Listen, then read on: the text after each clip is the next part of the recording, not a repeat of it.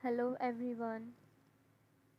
आज की इस वीडियो में मैं आप लोगों को माइक्रोसॉफ्ट वर्ड के बेसिक फॉर्मेटिंग सिखाने वाले हूँ, जिसमें आप कुछ ऐसी फॉर्मेटिंग सीख पाएंगे जब अगर आप अपना कोई डॉक्यूमेंट बना रहे हैं तो उस डॉक्यूमेंट के अंदर जो एडिटिंग वगैरह होती है आपको करनी है तो वो एडिट कर सकते हो आप। जैसा कि आप बायोडाटा बनाते हो, रिज्यूम बनाते हो, तो रिज्यूमे और बायोडाटा को आप क्या करते हो, अगर आपको नहीं आता तो आप किसी का फॉर्मेट डाउनलोड करते हैं या आप क्या करते हैं, आप कैफ़े जाते हो, साइबर कैफ़े वाले पर्सन से आप बनवाते हो। तो इससे बेटर है कि हम अगर हमें फॉर्मेटिंग आती है तो हम खुद ना खुद अपना डॉक्यूमेंट जो है क्रिएट कर लें। हाँ, एक चीज़ और है, अगर आपके पास लैपटॉप या कंप्यूटर नहीं है तो वो पर्टिकुलर चीज़ आप अपने मोबाइल पे भी बना सकते हो। वो आपको चीज़ें मैं आपको आगे बता दूँगी। Let's start with basic formatting of Microsoft word document. अभी सबसे पहले मैंने यहाँ एक विंडो ओपन की है। इस विंडो के अंदर ये माइक्रोसॉफ्ट वर्ड का पेज है। इसको ओपन करने के लिए आप अपने कंप्यूटर में रन में जाएंगे और यहाँ टाइप करेंगे विनवर्ड। विनवर्ड टाइप करेंगे तो आपके पास एम एस वर्ड ओपन होगा। विनवर्ड टाइप करते ही आप एम एस वर्ड ओपन कर लीजिए। जैसे ही आप एम एस वर्ड ओपन करेंगे तो आपके पास ये डॉक्यूमेंट खुलेगा। अब इस डॉक्यूमेंट के अंदर बहुत सारी चीज़ें हैं जो फॉर्मेटिंग में चीज़ें हैं जो आती हैं, ये हमें पता होनी चाहिए कि कुछ क्या चीज़ें हैं। तो सबसे पहले मैं छोटा सा इंट्रोडक्शन आपको बता देती हूँ। इस इंट्रोडक्शन के अंदर जो है मैंने, जैसे आप देख सकते हैं इस पूरे विंडो के अंदर सबसे टॉप में जो आप देख पा रहे हैं छोटे छोटे आइकन्स, इनको हम बोलते हैं क्विक एक्सेस टूल बार। ये क्विक एक्सेस टूल बार ये वो ऑप्शंस हैं जिनको हम क्विकली एक्सेस कर सकते हैं। जैसे कि ये सेव का ऑप्शन है, जैसे ये अंडू है, रिडू है। धीरे धीरे करके आप जानोगे कि अंडू रिडू का क्या मतलब होता है और फाइल को सेव करना क्या होता है। फिर इसके नीचे जो आप ये देख पा रहे हैं, file, home, insert, page layout, reference, mailing, review, view, ये सारी चीज़ें जो हैं इनको हम मेन्यू, टैब या रिबन्स के नाम से जानते हैं। मेन्यू जिसके अंदर बहुत सारे ऑप्शंस होते हैं, टैब या जिसके अंदर बहुत सारे ऑप्शंस होते हैं। तो ज़्यादातर हम इनको टैब्स बोलते हैं, बट ये मेन्यू एरिया है। फिर अगर हम इसके अंदर के ऑप्शंस की बात करें तो जिस पर्टिकुलर मेन्यू पे आप क्लिक करोगे वो ही खुलेगा। जैसे कि अगर आप यहाँ देख सकते हो, मैंने अभी फाइल मेन्यू पे क्लिक किया है तो फाइल खुला है। होम पे क्लिक करूँगी तो होम के ऑप्शन खुलेंगे। फ़िलहाल जब हम ओपन करते हैं माइक्रोसॉफ्ट वर्ड तो सबसे पहले होम ही ओपन होता है और होम के ये सारे ऑप्शन आप देख सकते हो। तो होम के अंदर यहाँ पे क्लिपबोर्ड है। क्लिपबोर्ड में बहुत सारे ऑप्शंस हैं। इसके अलावा आप यहाँ देख सकते हो कि फ़ॉन्ट का ग्रुप है। फ़ॉन्ट के ग्रुप में बहुत सारे ऑप्शन अवेलेबल हैं। पैराग्राफ ग्रुप है। पैराग्राफ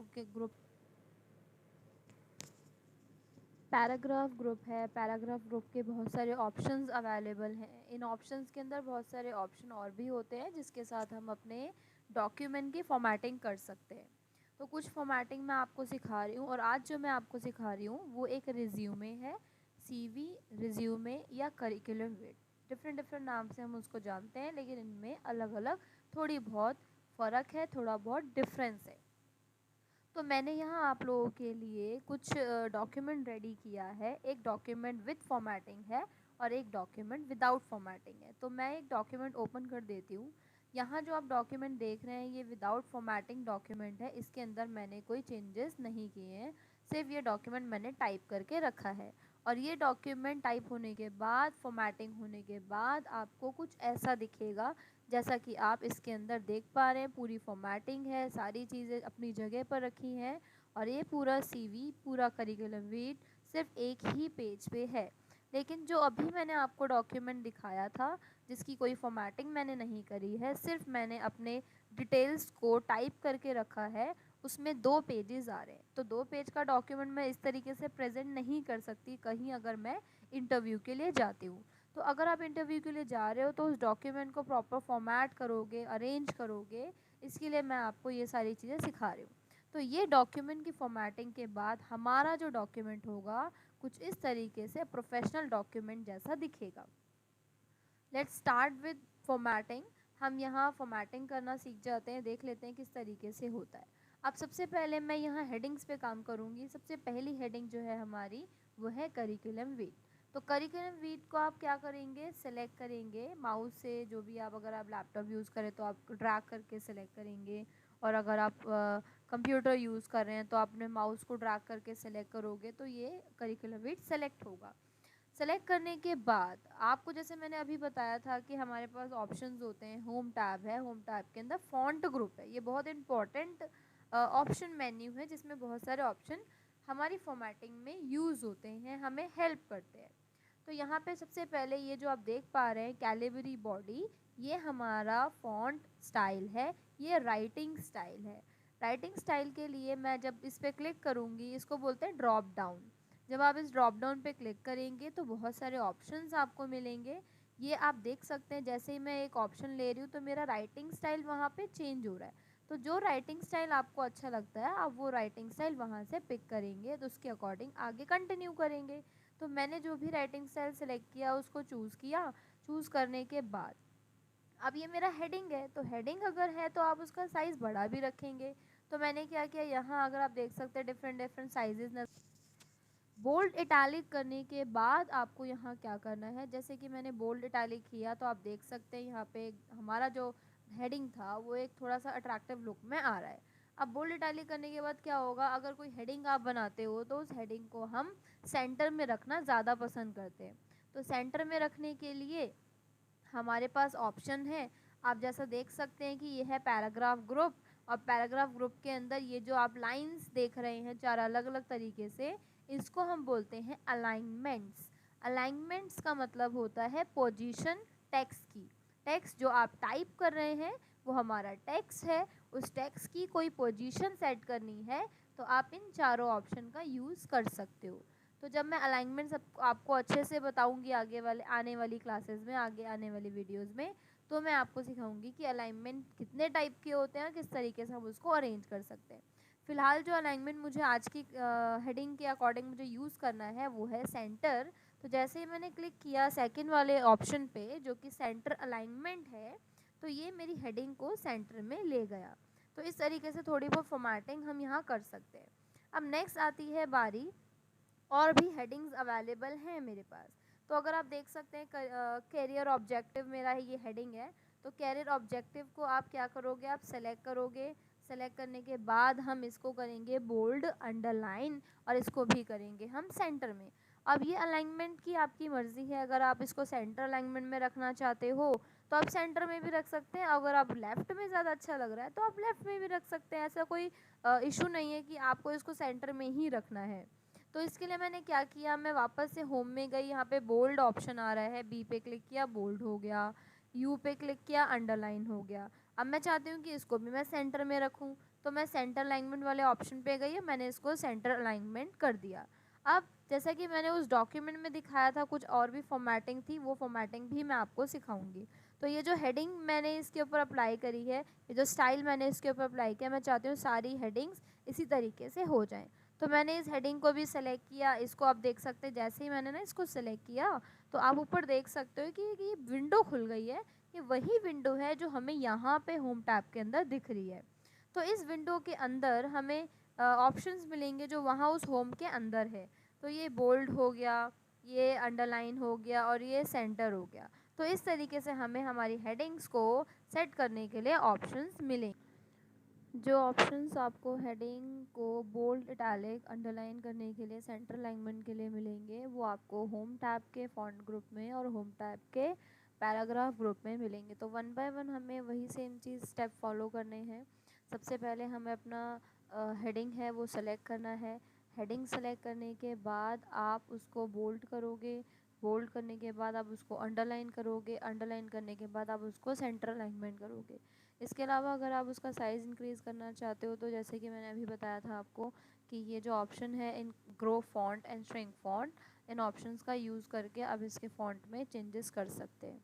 तो यही सेम स्टेप मैंने हर एक हेडिंग के लिए किया कि स्किल्स, एक्सपीरियंस, एजुकेशन, इन सबको सेट करने के लिए किया। तो ये किया बोल्ड, ये किया अंडरलाइन, और ये किया सेंटर अलाइनमेंट। तो मैंने सब हेडिंग्स के ऊपर इस चीज़ को अप्लाई किया। अब ये एक चीज़ आप बार बार देख रहे हैं कि मैं हर सेम स्टेप सारी हेडिंग्स पे बार बार अप्लाई कर रही हूँ।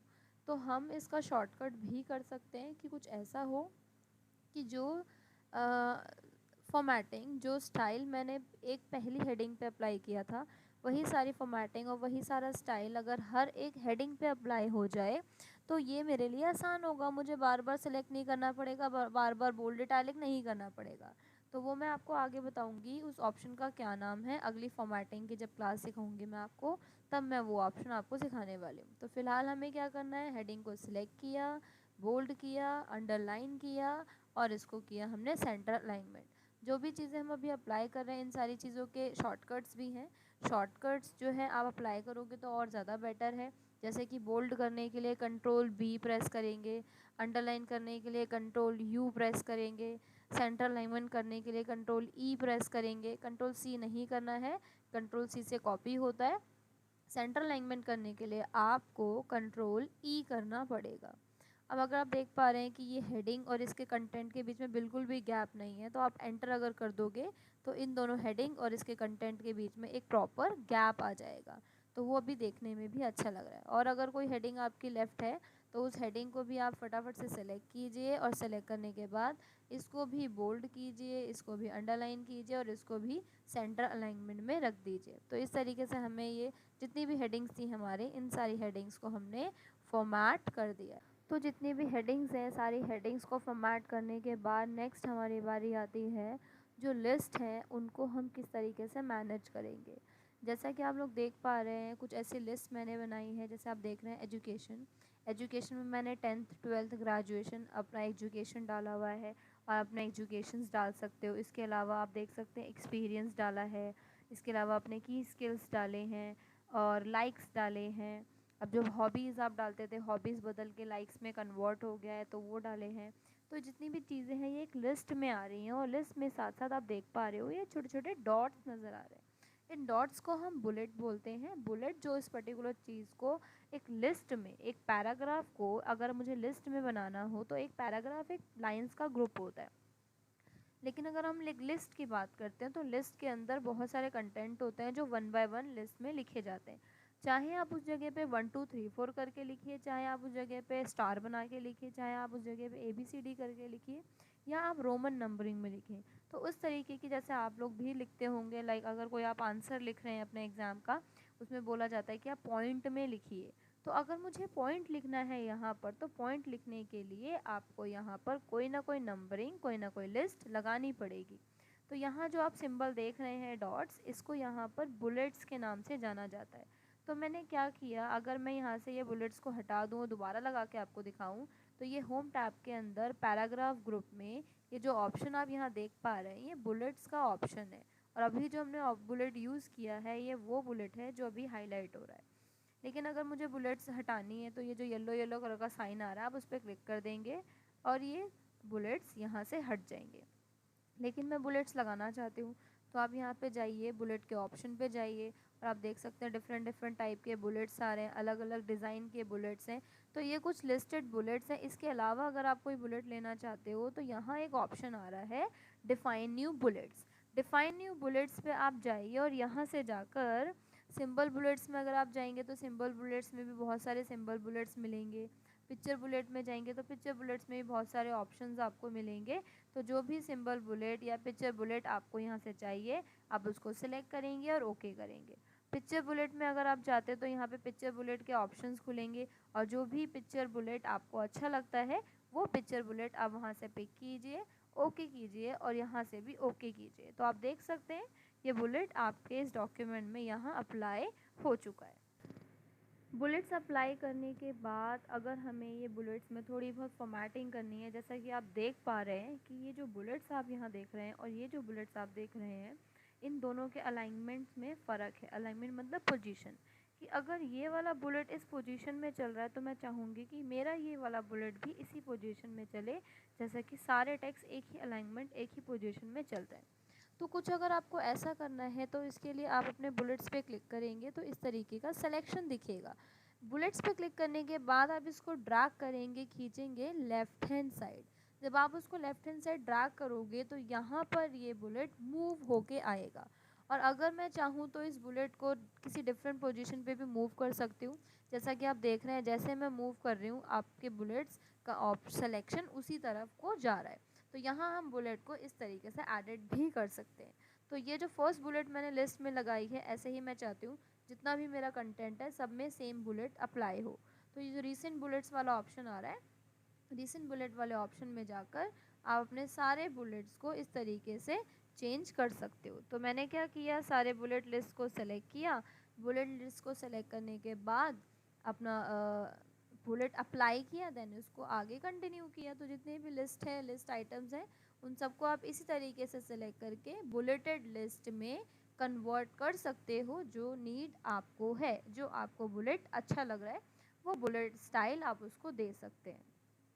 आफ्टर बुलेट अब हम इसके अंदर क्या करेंगे, जितने भी पैराग्राफ, जितनी भी लिस्ट आपने यहाँ पे टाइप करके रखी है, जो भी लाइंस आपने टाइप की हैं, अगर आपको लगता है कि इसके अंदर जो गैप है उस गैप में ज़्यादा ही गैप है या बहुत कम गैप है, तो अगर उस गैप को आप कम या ज़्यादा करके एडजस्ट करके रखना चाहते हो तो वो हम कैसे करेंगे। तो सबसे पहले ये जो कंटेंट आप यहाँ देख रहे हैं जिसमें आप नाम लिखेंगे, जैसे मैंने यहाँ पे लिख दिया रमन, लाइक रमन का हम रिज्यूमे यहाँ पे बना रहे हैं, उसका एड्रेस है ABC, उसका पिन कोड है, उसके कॉन्टैक्ट नंबर है, उसका ईमेल आईडी है। तो ये जो सारी चीज़ें हैं इसको हम, इसके बीच में बहुत ज़्यादा गैप है, तो इस गैप को कम करने के लिए सबसे पहले हम इस सारे डेटा को सेलेक्ट करेंगे। सेलेक्ट करने के बाद आपको जाना है होम टैब के अंदर, पैराग्राफ ग्रुप में ये जो ऑप्शन आप देख रहे हैं, इस ऑप्शन का नाम है लाइन स्पेसिंग। इस ऑप्शन पे जाइए और यहाँ से आप देख सकते हैं 1.5 इंच का गैप है, लगभग 1.5 लाइन का गैप है। तो इस लाइन के गैप को हम यहाँ से करेंगे कम। तो मैंने कर दिया 1.0, तो ये लाइन गैप हो गया कम। तो इससे क्या होगा, अभी जो मैं आपको बोल रही थी कि हमारे इस डॉक्यूमेंट में 2 पेजेस आ रहे हैं, तो हम इस 2 पेजेस को 1 पेज में कन्वर्ट कर सकते हैं। तो जितनी भी अब हेडिंग्स हैं आपकी, जितने भी कंटेंट है, इन सारे कंटेंट्स को आप सेलेक्ट कर लीजिए जिसमें साइज़ जो है लाइन के बीच में गैप ज़्यादा है। तो इसको मैंने सिलेक्ट किया की स्किल्स कंटेंट को, वहीं होम टैब के पैराग्राफ ग्रुप में जाकर इसके लाइन के साइज़ में मैंने थोड़ा सा कमी यहाँ पर कर दी। और अगर आप देख लीजिए थोड़ा नीचे जाकर, कहीं अगर पैराग्राफ में कुछ ज़्यादा ही गैप है तो आप उस पर्टिकुलर पैराग्राफ कंटेंट को सेलेक्ट कीजिए। सेलेक्ट करने के बाद आप उसके साइज़ में कमी कीजिए। इससे क्या होगा कि अगर आपको ये चाहिए कि आपके डॉक्यूमेंट में एक्स्ट्रा ही कुछ पेजेस आ रहे हैं, तो उस एक्स्ट्रा पेज कंटेंट को आप इस तरीके से सेलेक्ट करके कम कर सकते हो। तो यहाँ मैंने क्या किया, इन सारे कंटेंट्स को कम करके अरेंज किया। उसके बाद भी आपका ये जो डॉक्यूमेंट है 2 पेजेस में आ रहा है, तो अगर और कोई ऑप्शन अवेलेबल है तो हम वो ऑप्शन भी अप्लाई करके देख सकते हैं। तो इसके लिए मैंने क्या किया, इस कंटेंट को थोड़ा सा नीचे की तरफ मूव किया और यहाँ एंड में आकर, ये अगर आप लाइन देख पा रहे हैं रूलर, इस बॉटम रूलर को थोड़ा सा नीचे की तरफ मूव किया। जैसे मैंने थोड़ा सा नीचे की तरफ मूव किया तो जो कंटेंट नीचे आ रहा था अब वो ऊपर आ चुका है। वही सेम चीज़ मैं ऊपर वाले कंटेंट के साथ भी करूँगी। तो ऊपर का जो ये मार्जिन आप देख रहे हैं, इसको आप थोड़ा सा मूव करेंगे तो आपका कंटेंट थोड़ा नीचे की तरफ आएगा। और अगर इसके बाद भी कुछ ऐसा नहीं होता तो आप यहाँ बैक स्पेस कीजिए और इस टेक्स्ट को उसके साथ लेके आइए। अब मैं साथ में लेकर तो आ गई, लेकिन ये थोड़ा गैप में है, तो टैब बटन आपके कीबोर्ड में, ये जो कंटेंट अभी हमने यहाँ पे अरेंज किया है, इस कंटेंट को अरेंज करने के लिए, जैसे अभी अगर हमने अभी देखा था तो ये कंटेंट थोड़ा नीचे था, तो उसको ऊपर लाने के लिए हमने यहाँ पे सबसे पहले बैक स्पेस किया। बैक स्पेस करने से वो कंटेंट ऊपर आया। और अभी आपने देखा था कि ये टेक्स्ट कुछ इस तरीके से था, और अगर इस तरीके से टेक्स्ट को, जो कि डेट और प्लेस दोनों एक साथ आ रहे हैं, कुछ ऐसा मैं कर सकूँ कि डेट एक तरफ हो जाए और जो प्लेस है वो राइट अलाइनमेंट पे चला जाए। तो अगर मैं कंट्रोल R करूँगी, जो कि राइट अलाइनमेंट के लिए ऑप्शन है हमारे पास, जो कि मैं राइट अलाइनमेंट यहाँ इस जगह पर भेज सकती हूँ, तो अगर मैं वो प्रेस करती हूँ तो वो डायरेक्टली सारे कंटेंट को लेके जाएगा, डेट को भी ले गया और प्लेस को भी ले गया। कंट्रोल Z करके मैं बैक आई, लेकिन मुझे यहाँ पे डेट को इसी जगह पे रखना है, प्लेस को मुझे वहाँ मूव करना है। तो मैंने क्या किया, जहाँ प्लेस ऑप्शन है वहाँ रखकर इस कर्सर को टैब, हमारे कीबोर्ड में टैब का बटन है, टैब का बटन अगर आप दबाएंगे तो वो वहाँ उस जगह पे लेके जाएगा। और अगर आपको लगता है कि ज़्यादा टैब हो गया तो बैक स्पेस करोगे आप, तो ये बैक स्पेस करते ही उस पहले वाली जगह पे वापस आ जाएगा, बैक आ जाएगा।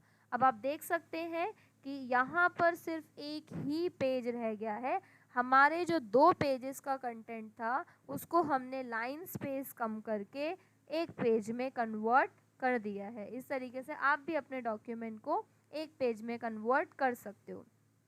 और इसके अलावा अगर और भी कोई ऑप्शन है, जैसे कि अगर हम यहाँ देख रहे हैं कि यहाँ इस कंटेंट के बीच में ज़्यादा गैप लग रहा है आपको, तो अपना कर्सर यहाँ रखो और बैक स्पेस करके इसको ऊपर लेके जाइए, शिफ्ट कीजिए। तो इससे क्या होगा कि इसके बीच में जो गैप था वो कम हो जाएगा। लेकिन अगर गैप हमें अच्छा लग रहा है तो हम ये गैप रखेंगे। After the adjustment of gapping, अब हम इसके अंदर फाइनल एडिटिंग करेंगे, जिससे हम अपने डॉक्यूमेंट को फाइनल डन करेंगे। तो जैसा कि मैंने आपको प्रीवियस डॉक्यूमेंट के अंदर दिखाया था, जिसमें आप देख सकते हैं कि ये जो हेडिंग्स हैं, इन हेडिंग्स के ऊपर एक तरीके की शेडिंग है। तो वो शेडिंग ही मैं एडजस्ट करने वाली हूँ। अब तो आप कैसे करोगे? तो सबसे पहले आप अपनी हेडिंग को सेलेक्ट कीजिए, जो भी आपका सब हेडिंग्स है उन सब हेडिंग्स को सेलेक्ट कीजिए। सेलेक्ट करने के बाद आपको जाना है होम टैब के अंदर। होम टैब के अंदर ये पैराग्राफ का ग्रुप मिलेगा। पैराग्राफ ग्रुप में ये ऑप्शन मिलेगा, ये बकेट जो आपको दिख रहा है, ये शेडिंग का ऑप्शन है। आप शेडिंग के ऑप्शन पे जाइए और यहाँ से जो कलर की शेडिंग आपको करनी है वो कलर की शेडिंग आप रखिए। अगर आपको ग्रे अच्छा लग रहा है तो आप ग्रे कलर का शेडिंग रख सकते हैं। अगर आपको ब्लैक रखना है तो आप ब्लैक कलर का शेडिंग भी रख सकते हैं। तो मैंने यहाँ चूज़ किया ब्लैक। यही सेम फॉर्मेटिंग आपको सारी हेडिंग पे करनी है। हेडिंग को सेलेक्ट करना है, शेडिंग पे क्लिक करना है। हेडिंग को सेलेक्ट किया, शेडिंग पे क्लिक किया, हेडिंग को सेलेक्ट किया और शेडिंग पे क्लिक किया। एक चीज़ और ख़ास आपको ध्यान रखनी है कि अगर आपने शेडिंग डॉक्यूमेंट बनाने से, पूरा डॉक्यूमेंट बनाने से पहले अगर आपने शेडिंग कर दी तो वहाँ कुछ गड़बड़ हो जाएगी। जैसे मैं दिखा देती हूँ आपको। मान लीजिए कि मैंने इस हेडिंग के ऊपर शेडिंग कर दी इस तरीके से। अब मैं चाहती हूँ कि इसके नीचे कुछ और लिखूँ, तो मैं एंटर अगर करूँगी तो आप देख सकते हो जैसे ही मैं एंटर कर रही हूँ तो वो शेडिंग एरिया बढ़ता चला जा रहा है। और ऑब्वियस सी बात है, जिस एरिया पे आप टाइप करना चाहते हो वो उसके शेडिंग के साथ ही चल रहा है। तो अगर आपको ऐसा कुछ नहीं चाहिए, आप चाहते हो कि जिसको मैं सिलेक्ट करूँ सिर्फ वही शेडिंग में आए और बाकी कुछ शेडिंग में ना आए, तो पूरा डॉक्यूमेंट बनाने के बाद, सारा कुछ लिखने के बाद ही आप इसके अंदर शेडिंग लगाएंगे। अदरवाइज जो अभी हुआ कि सारे कंटेंट के साथ शेडिंग अप्लाई हो रहा है, वही सेम चीज़ हो जाएगी और वो हमारे डॉक्यूमेंट को एक अच्छा लुक नहीं देगी। तो आपको ये ध्यान रखना है कि अगर शेडिंग अप्लाई करना चाहते हैं तो पहले आप सब कुछ लिख लीजिए और देन उसके बाद ही शेडिंग करेंगे। और अपने डॉक्यूमेंट के अंदर सारी शेडिंग, सारी फॉर्मेटिंग करने के बाद हम अपने डॉक्यूमेंट का एक फ़ाइनल व्यू देखेंगे। और उस फाइनल व्यू में आप ये देखोगे कि आपको आपका डॉक्यूमेंट कैसा दिख रहा है। तो मैंने यहाँ क्या किया, एक शॉर्टकट कमांड भी है और एक ऑप्शन भी है। फाइल मेन्यू के अंदर जाइए। फाइल मेन्यू के अंदर यहाँ प्रिंट का ऑप्शन आएगा। तो आप जब प्रिंट के ऑप्शन पे क्लिक करेंगे तो प्रिंट के साथ साथ यहाँ पे प्रीव्यू का ऑप्शन दिख रहा है। अब आप ये देख लीजिए कि कितना अच्छा लग रहा है हमारा ये डॉक्यूमेंट जो हम यहाँ पे प्रिंट करने वाले हैं। तो आप देख लीजिए इस डॉक्यूमेंट में अगर कोई कमी लग रही है तो प्रिंट ऑप्शन करने से पहले आप इसको बाहर बैक लेके आइए, एग्जिट कीजिए, यहाँ से बैक लेके आइए और बैक करके आप यहाँ पर इसके अंदर एडिटिंग जो है कीजिए। और अगर आपको लगता है कि यहाँ जो भी चीज़ें हमने की हैं वो बिल्कुल परफेक्ट हैं, देन आप इस डॉक्यूमेंट को फाइनली सेव करेंगे। सेव करने के लिए हम कहाँ जाएंगे, फाइल में। फाइल में जाइए। फाइल में यहाँ पे सेव का ऑप्शन आ रहा है, इसके अलावा सेव एज आ रहा है। ठीक है, अगर आप फर्स्ट टाइम इस फाइल को सेव कर रहे हैं तो सेव ऑप्शन यूज़ करेंगे, अदरवाइज सेव एज यूज़ करना है। तो सेव एज करने पर आप क्या करेंगे कि जहाँ भी आपका फ़ोल्डर है उस फोल्डर में जाइए। उस फोल्डर में जाके अपनी फ़ाइल का नाम लिखिए और नाम लिखकर आप इस फाइल को करिकुलम वेट के नाम से सेव कर देंगे। तो ये जो फाइनल आपका डॉक्यूमेंट है एडिटिंग के साथ साथ सेव हो जाएगा।